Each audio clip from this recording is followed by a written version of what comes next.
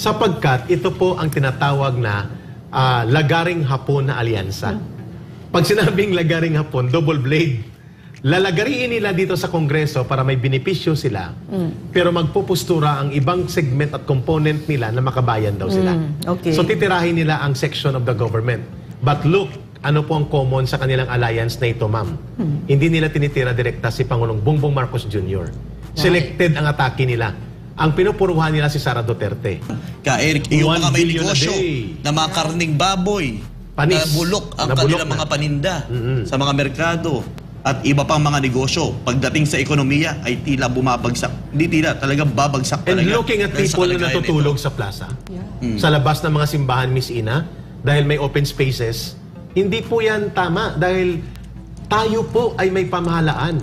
Bakit tayo ang maninikluhod sa kalagayan na ang mga bilyonaryong nagkokontrol ng negosyo ng industriya kagaya ng kuryente ay halos walang pakialam kung may kuryente o may supply ng power ang mga lugar na nakakaapekto ng 3 hanggang 4 na milyong populasyon ng mamamayan. Pwede ba yon? Na walang gagawin ang intervensyon ng pamahalaan natin, coming from the President especially?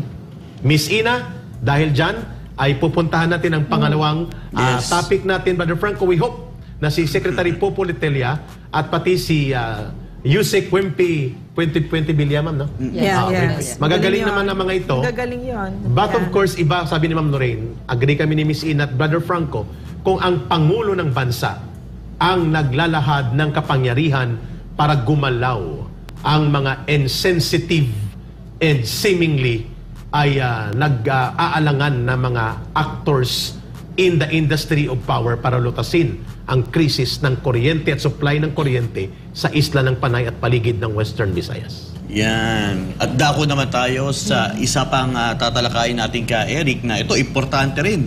Dahil isa ito sa maniubra ng CPP-NDF para naman makapag-trigger pa ng kaguluhan dito sa ating bansa. Especially sa usaping jeepney PUV modernization program na ating pamahalaan.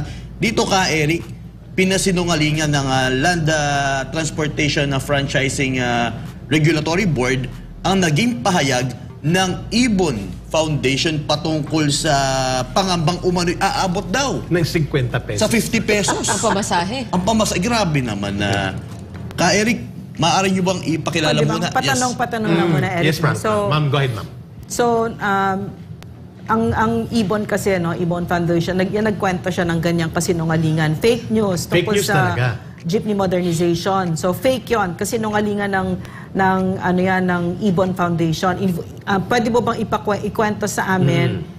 Ibon Foundation, Ibon Philippines. something. Marami silang kaibunan, no, na parang pampalito talaga yan, no. So, Tama. yun ang trabaho ng CPP, panglito. Panglito. So, andito si Eric ngayon para tanggalin ang panlilito sa atin at papalitan niya ng kaliwanagan kung ano ang ibon, bakit siya nagsisinungaling ng lantaran ng ganyan, at ano yung purpose niya. Sige, Correct. Eric. Thank you. Thank you, Ma'am Lorraine. Thank you, Miss Ina and Brother Franco.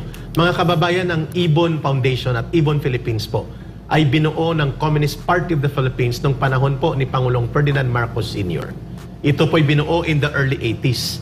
At ang purpose po nito ay i-challenge ang mga datos, pang-ekonomiya, social research, at mga analysis ng gobyerno patungkol sa kalagayan ng kahirapan, produksyon, at ang buong ekonomiya. Nagbibigay siya ng analysis para i-forward ang agenda ng CPP na ang ating lipunan ay bulok, mahirap, at maraming mga katiwalian sa gobyerno na hindi na ilalantad. Kaya ang tawag sa kanya noon ay parang nagsisilbi siyang alternative think tank. At parang siya ang equivalent ng NEDA, National Economic Development Authority, na nagbibigay analysis sa pang-ekonomiya at panglipunang kalagayan ng Pilipinas. Pero, i-underline ko, ma'am, ito ay para lumabas ang propaganda nila na nagja-justify kung bakit kailangan mag-armadong pakikibaka, bakit kailangan pabagsakin ng gobyerno, kailangan may mga datos. In other words, Eric, no? In other words, para maliwanag, ang Ibon Foundation at Ibon Philippines ay creation ng CPP-NPA, NDF, at ang kanyang maskara ay think tank, Research economist, research institution, Yes. etc. Pero puro kasinungalingan ang nilalabas niyan para magmukhang pangit ang Pilipinas, yung imahe ng Yes. Pilipinas at yung ating mga government officials, ganon, etc. So, Eric, At para ma-justify ang kanilang panawagan na valid na magrevolusyon ang tao. Yeah. At mag-alsa, mag-armas para pabagsakin ang inutil at bulok na gobyerno at palpak na mga programa nito. Exactly yan ang ginagawa ng Ibon. So, hindi... Eric, paano kung talagang bulok at korap ang gobyerno? Paano yon? Kung totoo na bulok at kurap ang gobyerno, ma'am, pwede namang magkaroon ng mga people's participation sa mapayapang paraan. Hindi para Paano magsulsol at mag-alsa na armado. Sa Ibon, ma'am, conscious sila na talagang ang layunin nila ay dugtungan ang propaganda at organizational operations ng CPP, NPA, NDF na mag-recruit para sa armado. Pero paano kung Doon yung siya papunta. Paano kung yung bulok at korap na gobyerno ay kaibigan na ng CPP ng pailalim? Ano na nangyayari? Pwede na talagang magreklamo ang mamamayan ng tinatawag na direct exercise of the sovereign will. Sapagkat ang gobyerno, ang kanyang poder ay nanggagaling sa mamamayan. Pero hindi po revolusyon ang magiging alternative. Yeah. Ang tawag po dyan ay direct exercise of the sovereign will of the people na binabawi nila ang kanilang trust and confidence of delegated power to a sitting government. Yes. pwede po Withdrawal yan. of support. Withdrawal of support. Dugtong lang ka, Eric, yung tanong Yun ni ang Ma'am pwedeng Lorraine. opsyon. Kasi diba kung nakikipagkaibigan na itong gobyerno natin sa CPP, mas masaya ang CPP ng ganyan. Hindi totoong pagkakaibigan niya na sinusuporta ng ating pamahalaan. Correct. Kundi gustong-gusto nga nila na mag-alsa tayo in the sense na mawala yung gobyerno na Yes. tinatagpo ng buong sambayan ng Pilipino, isang democratic form of government. Pero sa nangyayari ngayon, ka Eric, no ba, napag-uusapan natin ilang araw na yung sitwasyon ng ating politika ngayon, ibang-iba na kasi. Yeah.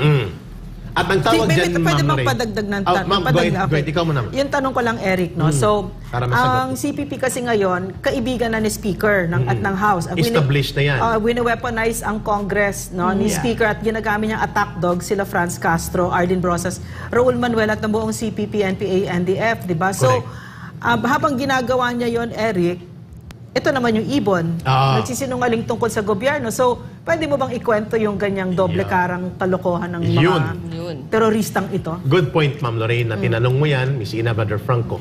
Sapagkat ito po ang tinatawag na lagaring hapon na alyansa. Pag sinabing lagaring hapon, double blade. Lalagariin nila dito sa Kongreso para may benepisyo sila, pero magpupustura ang ibang segment at component nila na makabayan daw sila. Okay. So titirahin nila ang section of the government. But look, ano po ang common sa kanilang alliance na ito, ma'am? Hindi nila tinitira direkta si Pangulong Bongbong Marcos Jr. Selected ang atake nila. Ang pinupuruhan nila si Sara Duterte. Why? Si Rodrigo Duterte. Why? Sapagkat ang dalawang ito, lalo na si Vice President Sara Duterte, ang nagre-represent ng pinakamalakas na pagbangga at paglaban sa CPP, NPA, NDF na hindi nakikita sa Pangulong Bongbong Marcos Jr. So kaya nilang itolerate na may Bongbong Marcos Jr. na president, pero hindi nila kayang itolerate na may Sara Duterte na naninindigan para labanan sila. So for that to happen, na magkaroon sila ng platform, ang isang seksyon na malapit sa presidente, which is the Speaker Martin Romualdez, ay ginamit nilang sakyan upang maatake nila sa isang takdang panahon ang malakas na puwersa na lumalaban sa CPP, NPA, NDF. And who is that? Sara Duterte, supported by the people, and Rodrigo Duterte. Ito yung gustong birahin ng CPP, NPA, NDF immediately.